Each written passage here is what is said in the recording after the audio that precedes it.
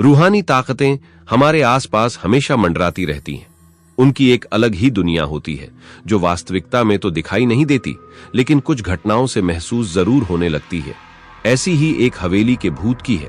दरअसल एक पुरानी हवेली है जिसमें कई साल पहले राजा महाराजा रहा करते थे, लेकिन अब वह वीरान पड़ी है क्योंकि उन राजाओं के वारिस देश से बाहर जा चुके हैं। हवेली की हालत जर्जर हो चुकी है, अब उसे मरम्मत की जरूरत है। इसके लिए शासन के नोटिस के अनुसार संपत्ति के मालिक को सूचित किया जाता है। कुछ दिनों में पूर्व राजाओं के वारिस में से एक लड़की हवेली में अपने बच्चे के साथ दाखिल होती है, जो कि उस जमाने के राजा के नाती की लड़की थी। उसका नाम उर्मिला थास। उसके पति की कार एक्सीडेंट में मौत हो चुकी थी। अब वह विधवा हो चुकी है, लेकिन उसके पास उसका एक बेटा है जो 8 वर्ष का है, और वह भी अपनी मां के साथ हवेली आया है। हवेली बहुत विशाल थी, इसलिए उसकी साफ सफाई के लिए कई मजदूर बुलाया गए, जिन्हें चप्पे चप्पे की सफाई करने का ठेका दिया गया। किसी को नहीं पता कि हवेली के कोने कोने में कितने खूनी रहस्य छुपे हुए हैं। उर्मिला के आने के बाद हवेली की हवा रूहानी होने लगती है। ऐसा लग रहा था मानो कोई वर्षों से इंतजार कर रहा था। इस हवेली के वारिस काक एक रात उर्मिला अपने कमरे में अपने बच्चे के साथ सो रही होती है। अचानक उसके खिड़की से एक पक्षी टकराकर मर जाता है। यह घटना अपने आप में असामान्य थी। पक्षी टकराते ही उर्मिला की नींद खुल जाती है, और जब वह लाइट जलाकर देखती है तो डर से चीखने लगती है, क्योंकि उस कमरे की खिड़की से एक पक्षी फंसा हुआ था और उसके शरीर से खून की बूंदें फर्श पर गिर रही थीं। नजारा इतना भयावह था कि वह अपने बच्चे को उठाना नहीं चाहती थी, लेकिन उर्मिला हिम्मत करके उस पक्षी को खिड़की से बाहर फेंक देती है। लेकिन इसके बाद उसे रात भर नींद नहीं आती और वह सुबह तक जागती रहती है। दरअसल वह जानना चाहती है कि यह किसी की शरारत तो नहीं। सुबह होते ही वह अपने यहां काम कर रहे मजदूरों से जाकर कहती है कि रात को मेरे कमरे की खिड़की पर कोई पक्षी आकर टकराया था और तुरंत मर गया। क्या तुम लोगों में से किसी ने यह हरकत की है? क्योंकि पक्षी खुद ब खुद तो खिड़की से नहीं टकरा सकता। मजदूर कहते हैं, नहीं, हमने तो खिड़की से नीचे किसी पक्षी को मरा हुआ नहीं देखा।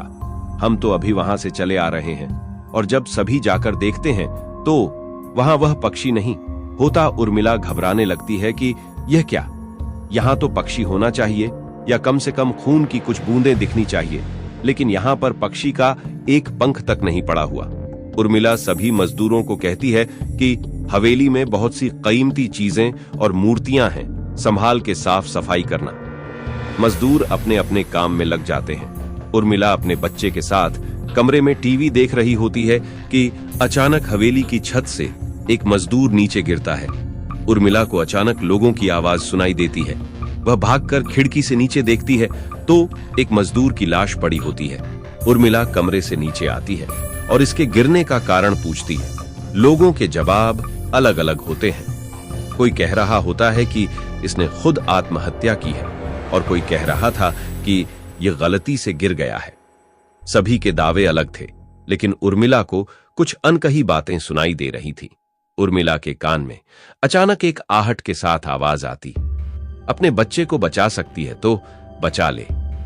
उर्मिला यह वाक्य सुनते ही अपने कमरे की तरफ भागने लगती है, क्योंकि कमरे में उसका बच्चा अकेला टीवी देख रहा होता है।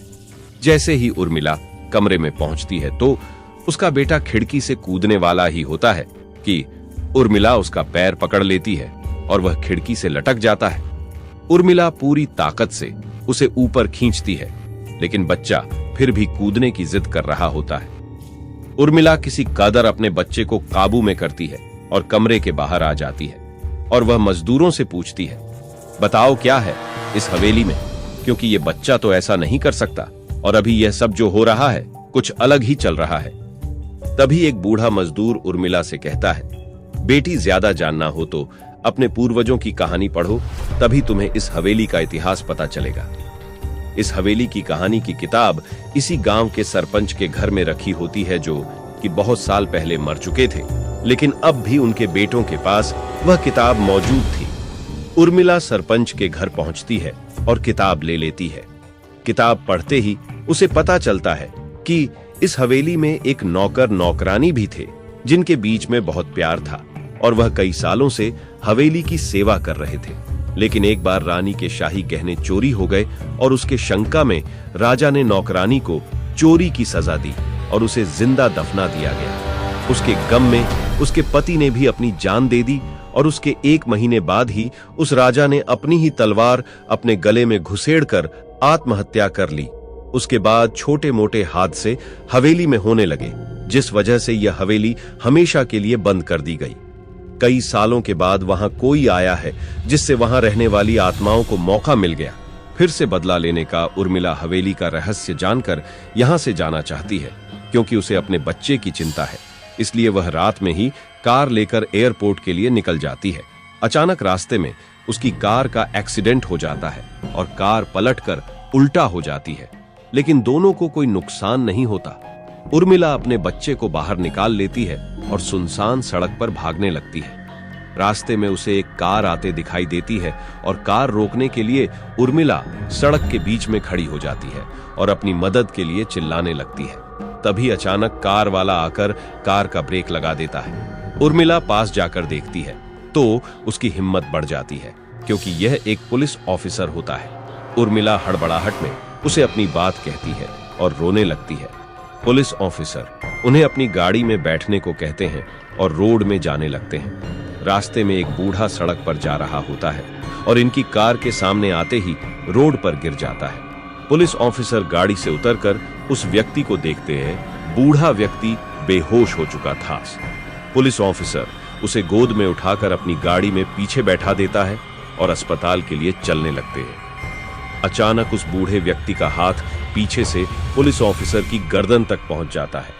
पुलिस ऑफिसर छटपटाने लगते हैं और अचानक गाड़ी का ब्रेक लगा देते हैं। गाड़ी की स्पीड कम होने की वजह से कार वहीं खड़ी हो जाती है और ऑफिसर अपनी गन निकालकर बूढ़े की तरफ निशाना लगाकर गोली चला देता है। बूढ़े की सर में गोली लगने से भी उसकी जान नहीं जाती है। महिला और पुलिस ऑफिसर दोनों समझ चुके थे कि यह कोई भूत है। भूत को देखते ही उर्मिला अपने बच्चों को लेकर बाहर निकल जाती है और इसी बीच पुलिस ऑफिसर भूत की पकड़ से अपने आप को छुड़ाने में कामयाब हो जाते हैं। पुलिस ऑफिसर के बाहर निकलते ही तीनों बाहर रोड से भागने लगते हैं और कुछ देर भागते हुए उन्हें सड़क के किनारे जगमगाती लाइट्स दिख रही होती। पुलिस ऑफिसर उर्मिला से कहते हैं कि मैडम, यह एयरपोर्ट है, जल्दी चलिए। उर्मिला अपने बच्चों को लेकर एयरपोर्ट के अंदर पहुंच जाती है। एयरपोर्ट पहुंचते ही उर्मिला की जान में जान आ जाती है, क्योंकि पुलिस ऑफिसर की बहादुरी की वजह से उसके बच्चे की जान बच गई थी। लेकिन हवेली में भूतिया ताकतों का आधिपत्य अभी तक बना है और इसी के साथ खूंखार भूतिया कहानी खत्म हो जाती है।